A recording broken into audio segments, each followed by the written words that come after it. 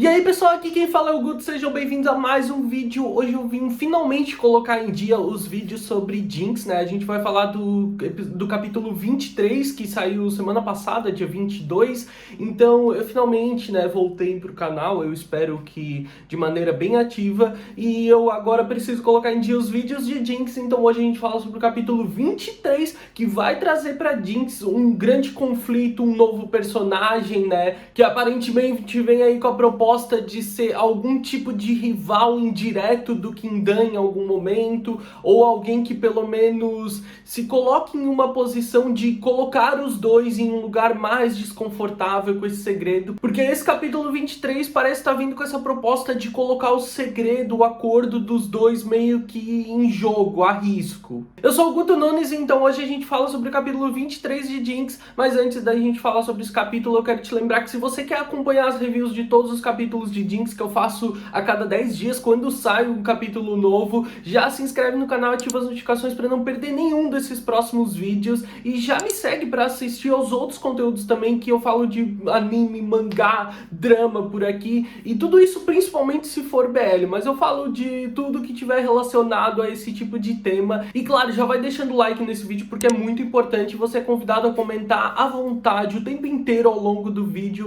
pra gente poder continuar conversando, me dando a sua opinião sobre tudo que eu falar, sobre os comentários que eu fizer. Vai comentando aí embaixo à vontade pra gente conversar sobre isso. E já me segue nas outras redes sociais, eu sou @gutonu em todas elas. O capítulo começa com a gente vendo algumas cenas de luta do Joo Jae-kyun, e logo depois a gente entende, né, que a cena de luta e a narração que a gente tá tendo é um rapaz assistindo a um vídeo de uma luta. Esse rapaz é o Hwan Yong-gu, aquele menino que a gente viu no capítulo 22 que parecia muito interessado em tudo que dizia respeito ao Joo Jae-kyun, e que também ficou muito curioso ao saber que o Dr. Dan e o Jae-kyun eles estavam morando juntos. O Hwan Yong-gu é um menino jovem de 20 anos de idade que se mudou do interior para a capital, Seul, para poder treinar, porque desde que ele viu o Jae-kyun lutando, ele sonhou em se tornar um lutador igual ele. Então essas primeiras cenas são justamente mostrando isso. A autora é muito competente em mostrar isso, né? Ele ensaiando movimentos parecidos com o que ele vê, e ele narrando, contando a história dele pra gente. Mas logo a história se volta pra realidade dele. Ele ainda é muito jovem e não é bom o suficiente para já estar competindo.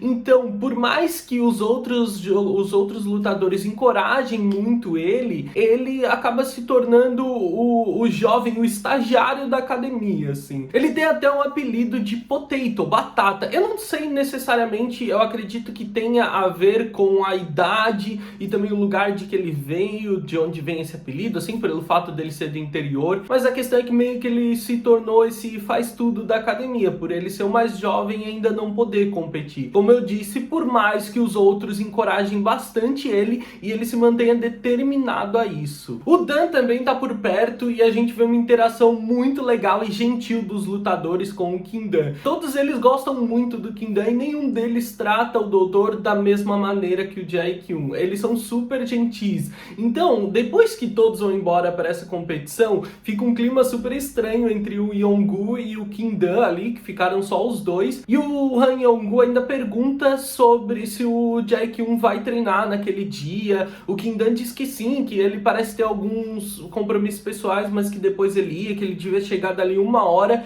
e aquilo deixa o Han Yong-gu ainda mais intrigado. O cara sabe até a agenda pessoal do Joo Jae-kyun. Mas o clima realmente parece meio tenso no ar, até que o Kindan vai pro escritório do treinador e o Han Yong-gu vai fazer o treino dele. A questão é que alguma coisa entre os dois tá tendo. O Han Yong-gu tá realmente curioso sobre o que tá acontecendo, porque afinal de contas eles estão morando junto, o Kindan sabe tanto sobre o Jae-kyun. Curioso ele tá, é alguma coisa estranha entre os dois tá tendo. Então o Han Yong-gu ele fica ali treinando, dedicado, e aí a gente tem uma sequência de quadros dele, cara, é muito eu acho muito fofo os quadros dele, porque tipo assim, ele é muito pequenininho perto dos outros lutadores, mas ao mesmo tempo ele é todo saradinho, todo marrento, e aí ele tem uma cara marrenta, até que o Joo Jae-kyun aparece e a cara dele muda completamente. Mas a gente tem agora uma sequência de quadros onde é basicamente ele pensando no Joo Jae-kyun e basicamente lambendo os pensamentos dele, assim, ó,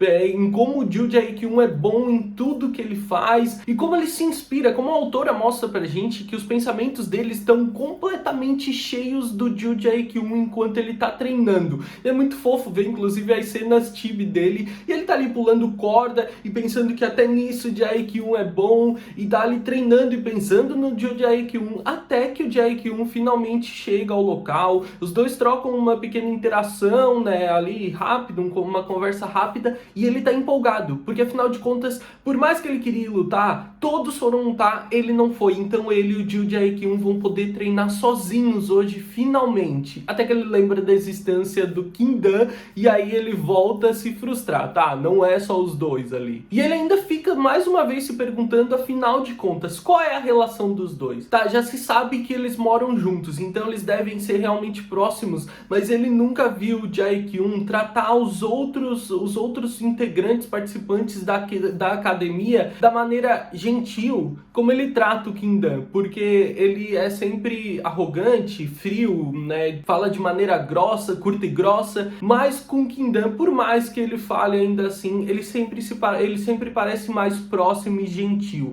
e ele fica ali olhando aquilo e se enchendo de ciúmes ao ver as interações dos dois. Então ali, cheio daquele ciúme, ele fica pensando o quão bom seria ele poder se tornar próximo do Joo Jae-kyung, assim como o Kim-dan é. Ele tá determinado a aproveitar esse momento do treino para tentar se aproximar, e durante o treino então ele vai pedir ajuda do Jae-kyung para segurar a luva dele, e o Jae-kyung já é na hora, curto e grosso, dizendo que não, e ele fica ali, cara, ele fica igual um cachorrinho, implorando por atenção. Ele realmente, porra, mas por que, né? Eu melhorei muito, me ajuda aqui, segura a luva. Cara, só falta mesmo ele se ajoelhar assim pra implorar pro Jae-kyung. O Jae-kyung diz que não, que ele tem que melhorar, pede pra um dos outros caras amanhã, porque tu ainda tem que melhorar tudo, a tua postura básica pra eu fazer isso. Tá me interrompendo no meu treino e tu não consegue fazer o básico. Tem muito estrelismo em toda essa arrogância do Joo Jae-kyung. Tem, é muito irritante? É, mas a questão é que ele basicamente afasta o menino em todas as vezes que o rapaz tenta se aproximar dele, e o menino continua nessa necessidade de se aproximar do Jae-kyung. Meu Deus, eu já teria pegado um ranço desse homem há muito tempo. Ele faz um intervalo do treino totalmente frustrado, mas continua assistindo o Jae-kyung treinar atentamente. O Kim-dan conversa com ele, pergunta se ele não se machucou e se ele tá bem sobre o fato de ter sido deixado para trás, né? Afinal de contas, todos os outros viajaram para uma competição e ele diz que tá tudo bem, que pelo menos assim ele pode assistir o Jae-kyung e aprender ainda mais assistindo ele. Isso tudo com aquela cara de cu, porque no final das contas o Jae-kyung foi um cuzão com ele. E ele pergunta também se o Kim-dan não se importa de não ter ido assistir. Ele diz que gostaria de ter ido assistir com os outros, mas que provavelmente o Jae-kyung não permitiria. E aí pronto, né? Mais uma dúvida volta a surgir na cabeça do Yong-gu. Como assim permitir? Só porque ele é o fisioterapeuta pessoal do Jae-kyung, ele precisa de permissão para uma viagem como essa? Tipo assim, isso é muito estranho. Tem que ter alguma coisa entre eles. Mas ao mesmo tempo que esse pensamento surge, aquele pensamento contraditório vem, mas não, nada a ver, afinal de contas eles são dois homens, não tem como ter alguma coisa estranha além de morarem juntos entre eles. Só que então, quando o Jae-kyung termina o treino dele, ele nem dá muitas palavras e pega o Dan pelo braço e leva pra dentro do escritório. A gente, obviamente, já sabe o que vai acontecer. O Yong-gu fica ali estranhando toda essa situação, mas num primeiro momento ele diz, beleza, né? Ele deve estar recebendo tratamento, então eu vou terminar logo o meu treino. Só que aí ele escuta coisas quebrarem lá dentro, ele escuta o Dan pedindo calma pro Jae-kyung, e daí isso desperta muita curiosidade nele, e ele começa cada vez mais se aproximar da porta da sala, e agora os dois estão correndo um risco gigante de serem descobertos pelo menino que é cheio de ciúme do Jae-kyung. Vocês entendem então que a história vem para aquele grande momento daquele grande conflito da possível descoberta, né? E aqui a gente tem o fator celebridade do Jae-kyung, tem o fator stalkerzinho ciumento, que é o Yong-gu, que acabou de surgir e pode colocar os dois em situações muito complicadas.